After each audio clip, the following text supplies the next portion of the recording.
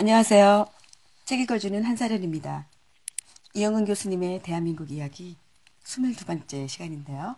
시작하겠습니다.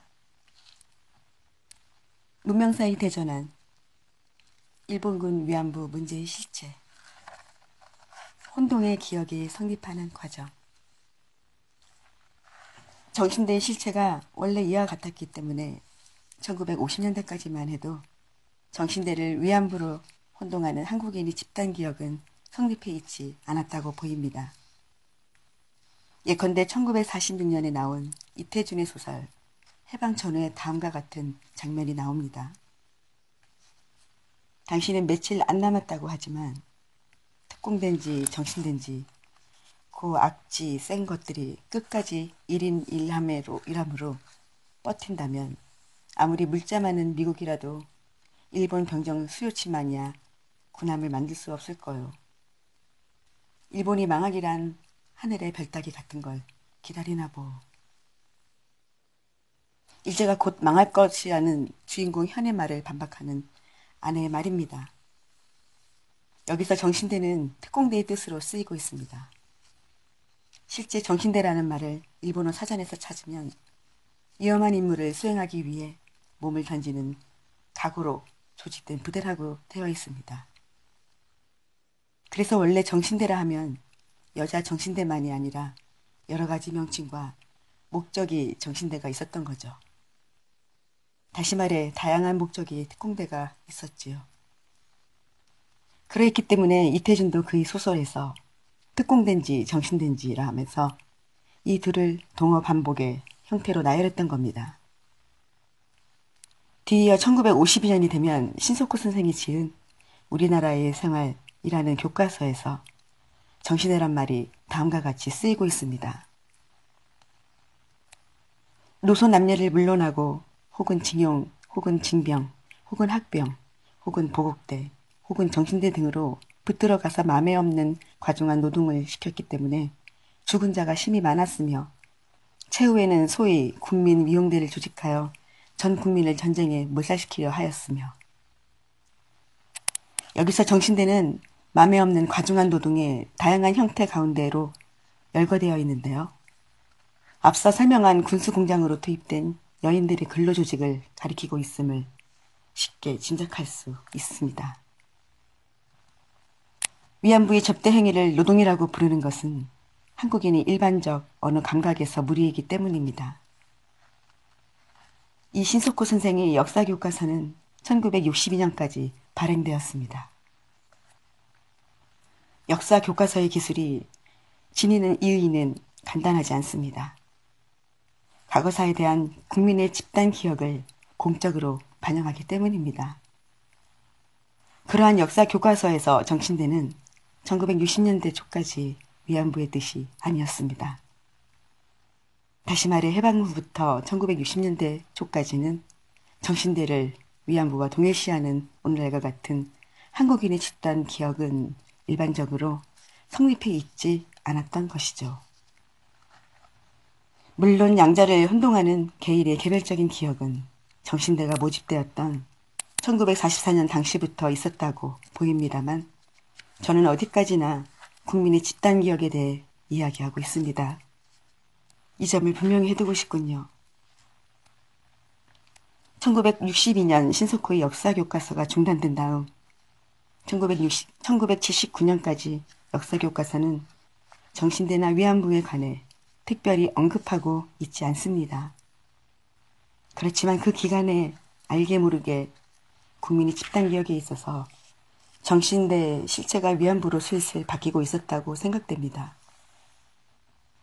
역시 소설에서 그 좋은 증거를 찾을 수 있지요. 제가 읽어본 제한된 범위에서 하는 얘기입니다만 정신대를 위안부로 묘사하기 시작한 최초의 소설 사례로서 1969년에 나온 김정한의 수라로를 들 수 있습니다. 소설의 무대는 일정 말기 낙동강 하구의 어느 마을입니다.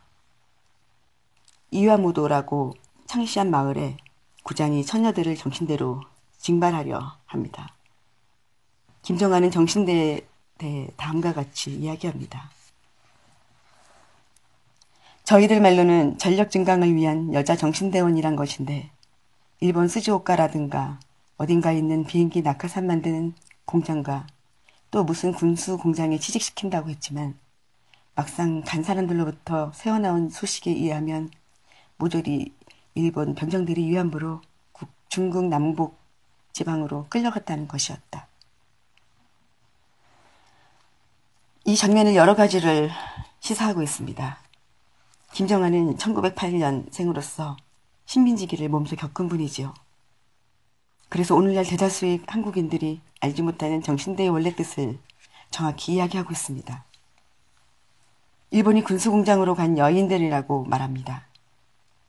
그 다음부터가 문제입니다. 막상 정신대로 간 사람들로부터의 소식에 의하면 중국 남방으로 끌려가 일본군이 위안부가 되었다는 겁니다. 이 소식은 과연 얼마나 정확한 것일까요? 소설을 좀 더 따라 읽으면 드디어 마을의 여인들이 끌려가는 장면이 다음과 같이 나옵니다. 결국 오기에게 붉은 딱지가 나오고야 말았다. 역시 그놈이었다. 여자 정신대원, 일본 병정의 위안부. 소설의 주인공 가야 부인이 몸종인 오기처녀에게 드디어 붉은 딱지, 곧 정신대 영장이 발부된 것입니다. 그런데 이 장면은 역사가의 입장에서 보면 정확하지 않습니다. 붉은 딱지는 군인으로 정병될 청년들에게 발부되는 영장이었습니다. 흰 딱지도 있었는데요. 징용 대상자에게 발부되는 영장이었습니다. 여자 정신대에 대해서는 붉은색이든 흰색이든 영장이 발부된 적이 없었습니다. 전술한 대로 조선에서는 여자 정신근로병이 실행되지 않았기 때문입니다. 영장을 발부하기 위해 국가는 치밀하게 준비 작업을 하지 않으면 안 됩니다. 우선 모든 사람의 직업 능력을 등록시킬 필요가 있습니다. 호적지를 떠나 다른 곳에 사는 사람들을 대상으로 오늘날의 주민등록부와 같은 것이 정비될 필요도 있습니다. 동원의 후보자들을 대상으로 예비 교육도 시켜야 합니다. 실제 총독부는 1938년 발표된 국민총동원법에 근거하여 이러한 준비 과정에 착수합니다. 국민직업능력신고령에 의거하여 국민등록제를 실시하였으며 기류령을 공포하여 호적지를 떠나 사는 사람들의 소재를 정확하게 파악하였으며 농촌 청년을 대상으로 일본말을 가르치고 제식훈련을 시키는 등 이른바 연성과정을 운영했습니다.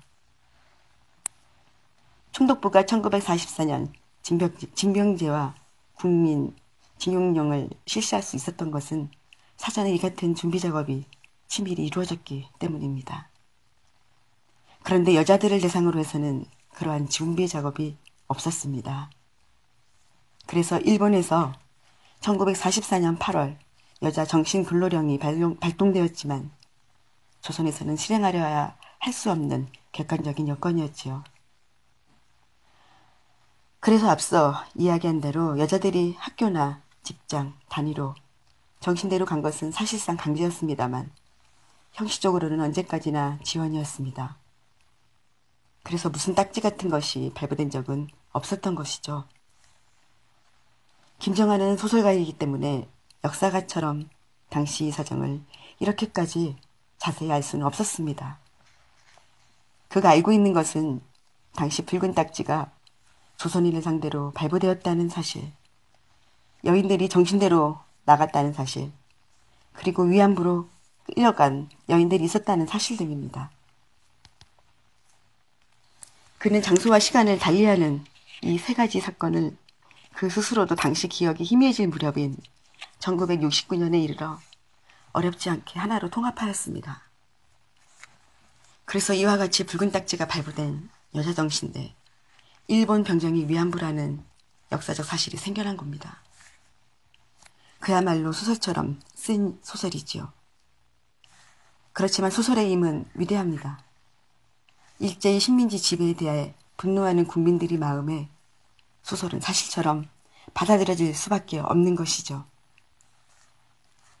정신대를 위안부로 하는 국민의 집단 기억은 그렇게 만들어지기 시작했던 것이 아닐까요?